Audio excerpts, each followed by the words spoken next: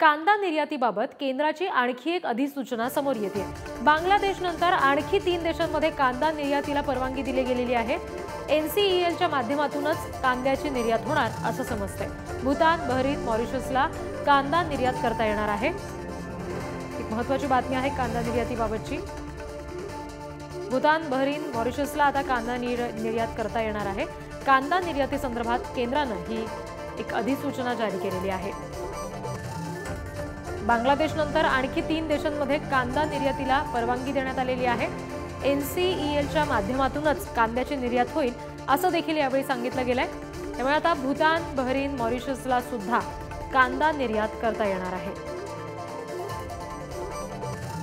जे कांदा उत्पादक शेतकरी आहेत त्यांच्या एकंदरीत जीवनावर कशा पद्धतीचा हा सगळ्याचा परिणाम होतोय येणाऱ्या काळात स्पष्ट होईलच। मात्र सध्या तरी ही एक केंद्र सरकारची अधिसूचना कांदा निर्यातीबाबतची समोर येते। प्रतिनिधी किरण तासणे यांच्याकडून या संदर्भातले अपडेट्स आपण घेणार आहोत। किरण, आता जर आणखी या देशांमध्ये कांदा निर्यातीला परवानगी मिळत असेल तर कांदा उत्पादक शेतकऱ्यांवर त्याचा नेमका काय परिणाम होऊ शकतो, फायदे तोटे काय असतील त्याचे? खरं म्हणजे केंद्र सरकारच्या माध्यमातून ही दुसरी अधिसूचना करण्यात आलेली आहे। यापूर्वी बांगलादेशला परवानगी देण्यात आली होती आणि एकूणच ज्या NCELला ही परवानगी देण्यात आलेली आहे त्या NCEL कडे आत्ताच्या घडीला कुठलीही अशी यंत्रणा नाहीये की जी कांद्याची निर्यात या सर्व देशांना करू शकेल।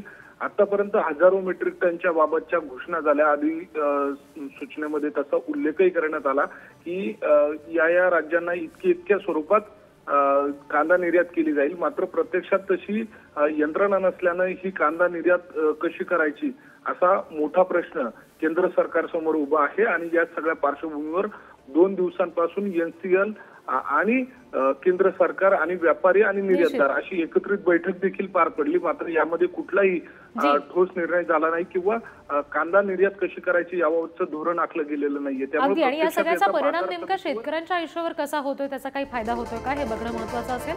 किरण, धन्यवाद दिलेल्या माहितीसाठी।